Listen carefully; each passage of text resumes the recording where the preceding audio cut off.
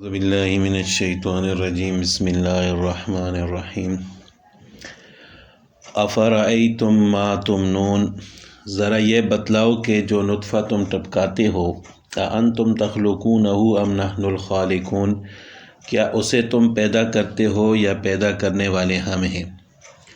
نحن قدرنا بینکم الموت، ہم نے ہی تمہارے درمیان موت کے فیصلے کر رکھے ہیں، وما نحن بمسبوقین، اور کوئی نہیں ہے جو ہمیں اس بات سے عاجز کر سکے۔ نحن قدرنا بینکم الموت یعنی موت کے مقدر اور وقت معین پر آنے میں اشارہ ہے کہ اللہ تعالیٰ قادر مطلق آزاد اور مختار ہیں کہ جس وقت چاہیں جس شخص کی موت کا فیصلہ فرما دیں، اور پہلے سے ہی اللہ تعالیٰ نے ایک وقت معین کیا ہوا ہے۔ کوئی شخص نہ تو اس وقت سے پہلے مر سکتا ہے اور نہ اس وقت کے بعد۔ الا ان نبدل امثالکم، کہ ہم تمہاری جگہ تم جیسے اور لوگ لے آئیں، وننشئکم فی ما لا تعلمون، اور تمہیں پھر سے کسی ایسی حالت میں پیدا کر دیں جسے تم نہیں جانتے۔ دوبارہ نئی حالت میں پیدا کرنے کا مطلب یہ ہے کہ یعنی تمہاری وہ شکل بنا دیں جس کو تم جانتے بھی نہیں۔ اس کی یہ شکل بھی ہو سکتی ہے کہ مر کر مٹی ہو جائے، اور یہ بھی ہو سکتی ہے کہ کسی جانور کی شکل میں تبدیل ہو جائے، جیسے پچھلی امتوں میں ایسا ہوتا تھا، لوگوں کو بندر اور خنزیر بنایا گیا۔ افرأیتم ما تحرثون، اچھا یہ بتاؤ کہ جو کچھ تم زمین میں بوتے ہو، اانتم تزرعونہ، کیا اسے تم اگاتے ہو، ام نحن الزارعون، یا اگانے والے ہم ہیں۔ انسانی تخلیق، انسان اپنی تخلیق کے بارے میں اتنی غفلت میں ہے کہ وہ اپنے جسم پر غور و فکر نہیں کرتا، تو اللہ تعالیٰ نے یہاں پر دوسرے طریقے سے اس کو سمجھانے کی کوشش کی ہے کہ ذرا جو بیج آپ زمین میں بوتے ہو، ہل چلاتے ہو، کھیتی باڑی کرتے ہو، ذرا اس دانے پر تو غور و فکر کرو۔ آپ کا اتنا کام ہے کہ آپ صرف ایک دانہ زمین میں ڈال دیتے ہو اور ہل چلا کر اس کو چھوڑ دیتے ہو، لیکن اس کو زمین سے دوبارہ ایک پودے کی شکل میں نکالنے والی ذات کون سی ہے؟ ایک دانے کے اوپر اتنی زیادہ مٹی پڑی ہوئی ہوتی ہے، اگر اللہ تعالیٰ اس کو دوبارہ ایک پودے کی شکل میں نہ نکالیں تو کوئی دنیا کی طاقت اس کو نہیں نکال سکتی۔ لو نشاء لجعلناہ حطاما، اگر ہم چاہیں تو اسے چورا چورا کر ڈالیں، فظلتم تفکہون، جس پر تم حیران رہ جاؤ، یعنی وہی دانہ جب زمین میں جائے تو اب اگر ہم چاہیں تو اس کو ریزہ ریزہ بھی کر سکتے ہیں۔ انا لمغرمون، کہ ہم پر تو تاوان پڑ گیا، یعنی جب ہم اس کو ریزہ ریزہ کریں گے تو پھر آپ حیران ہو کر کہو گے تو انا لمغرمون، کہ ہم پر تو تاوان پڑ گیا، ہمارا نقصان ہو گیا۔ بل نحن محرومون، بلکہ ہم ہی ہیں بد نصیب۔ یعنی جب اللہ تعالیٰ اپنی قدرت کے مطابق کسی چیز کو پیدا نہیں فرماتے تو انسان یہ کہتا ہے کہ میرا تو نقصان ہو گیا، میری تو قسمت ہی ایسی ہے۔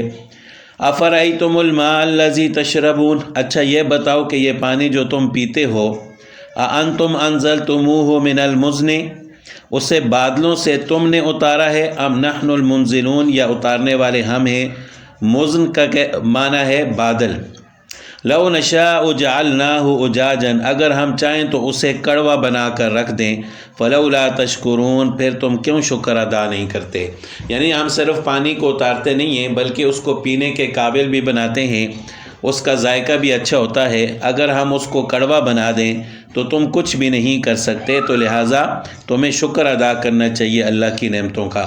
پھر تیسری مثال اللہ تعالیٰ نے دی کہ افرأیتم النار التی تورون، اچھا یہ بتاؤ کہ یہ آگ جو تم سلگاتے ہو، اانتم انشأتم شجرتہا ام نحن المنشئون، کیا اس کا درخت تم نے پیدا کیا یا پیدا کرنے والے ہم ہیں؟ یعنی آگ کو جلانے والا کون ہے؟ یہ تو اللہ تعالیٰ کی ذات ہے، اللہ تعالیٰ کے سوا کوئی بھی نہیں کر سکتا۔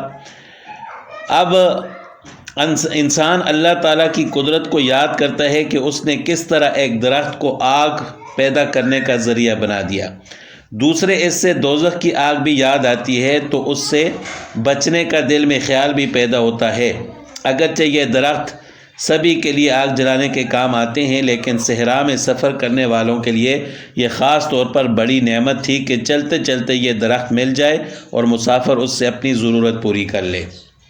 نحن جعلناها تذکرۃ ومتاعا للمقوین، لہٰذا اے پیغمبر اس کو ہم نے ہی اس کو نصیحت کا سامان اور صحرائی مسافروں کے لیے فائدے کی چیز بنایا ہے۔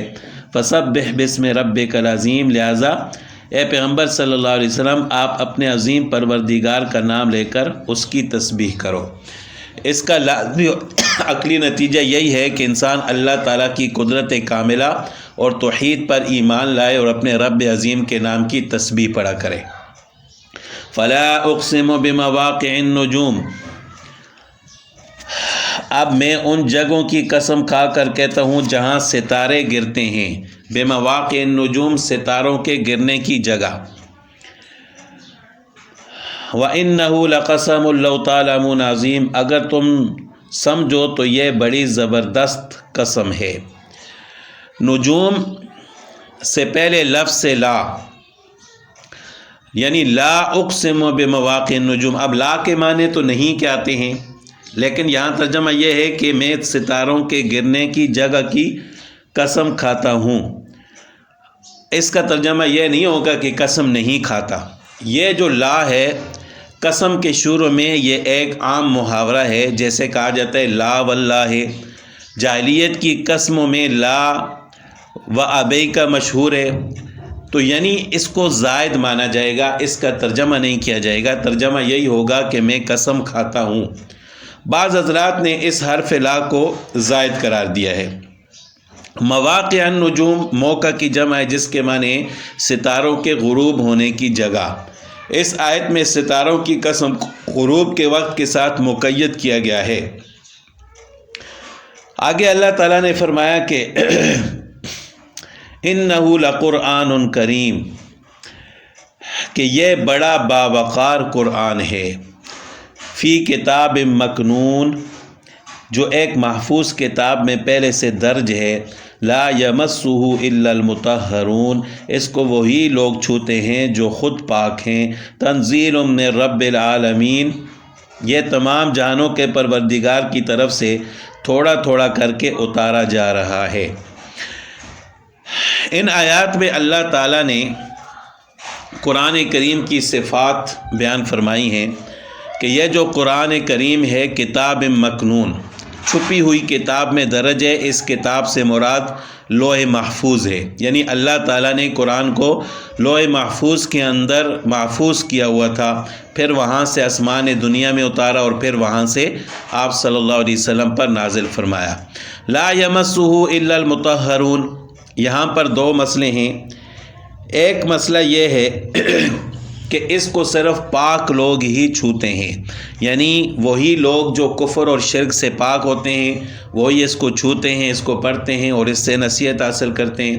دوسری بات یہ ہے کہ لا یمسہ الا المطہرون، اب یہ تو خبر دی گئی ہے لیکن یہ حکم کے معنی میں ہے کہ یعنی اس کو نہ چھوؤ مگر پاک ہونے کی حالت میں۔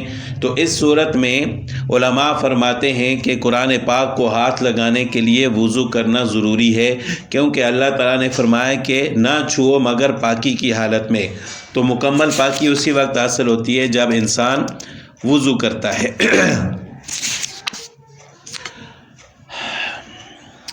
افبہذا الحدیث انتم مدہنون، کیا پھر بھی تم اس کلام سے بے پرواہی برتتے ہو؟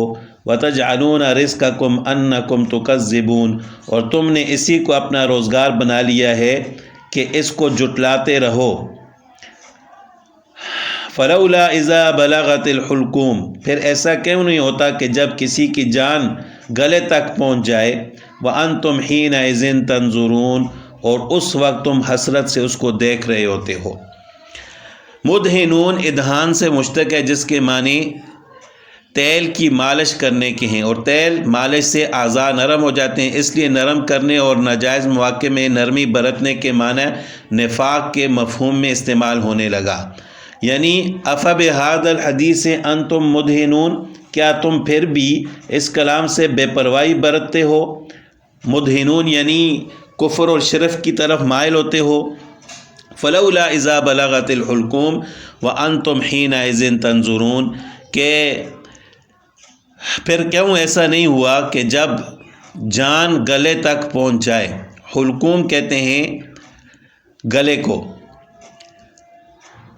یعنی قیامت اور مرنے کے بعد زندہ ہونے سے انکار، گویا کہ ان کی طرف سے اس کا دعویٰ ہے کہ ان کی جان اور روح خود ان کے قبضے میں ہے اور ان کی اپنی زندگی میں بھی ان کو کچھ دخل ہے۔ تو اللہ تعالیٰ فرماتے ہیں کہ اگر تمہیں اپنی زندگی میں کچھ دخل ہے تو جب تمہارے سامنے کسی کی جان نکل رہی ہوتی ہے تو اس وقت تم بیٹھے انتظار کیوں کر رہے ہوتے ہو، حسرت سے کیوں دیکھ رہے ہوتے ہو؟ وَنَحْنُ أَقْرَبُ إِلَيْهِ مِنْكُمْ وَلَٰكِن لَا تُبْصِرُونَ، اور تم سے زیادہ ہم اس کے قریب ہوتے ہیں، وَلَٰكِن لَا تُبْصِرُونَ، مگر تمہیں نظر نہیں آتا۔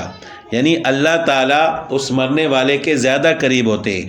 فَلَوْلَا إِن كُنتُمْ غَيْرَ مَدِينِينَ، اگر تمہارا حساب کتاب ہونے والا نہیں ہے، ترجعونها إن كنتم صادقین، تو ایسا کیوں نہیں ہوتا کہ تم اس جان کو واپس لے آؤ اگر تم سچے ہو؟ یعنی تمہارے سامنے ایک آدمی کی جان نکل رہی ہوتی ہے، ایک تو تم مرنے پر یقین نہیں رکھتے، پھر قیامت کے بعد زندہ ہونے پہ یقین نہیں رکھتے، تو اس مرنے والے کو دوبارہ لٹا کیوں نہیں لاتے؟ فَأَمَّا إِن كَانَ مِنَ الْمُقَرَّبِينَ، پھر اگر وہ مرنے والا اللہ کے مقرب بندوں میں سے ہے، فَرَوْحٌ وَرَيْحَانٌ وَجَنَّةُ نَعِيمٌ، تو اس کے لیے آرام ہی آرام ہے۔